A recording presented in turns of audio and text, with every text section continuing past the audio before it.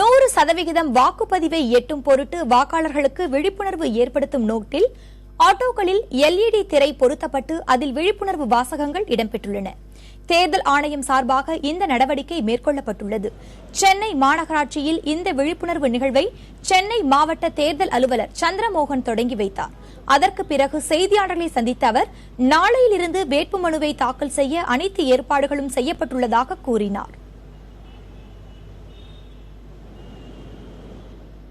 ஒரு recognised political பார்ட்டினா ஒரு ப்ரொபோசரு, நான் ரெக்கக்னைஸ்ட் நான் ரெஜிஸ்டர்ட் பார்ட்டிஸ்னா 10 ப்ரொபோசர்ஸ் அந்த நாமினேஷன் ப்ரொபோஸ் பண்ணலாம். கேண்டிடேட் ஏதாவது ஒரு சட்டமன்ற தொகுதியில் ரெஜிஸ்டராக இருந்திருக்கணும்.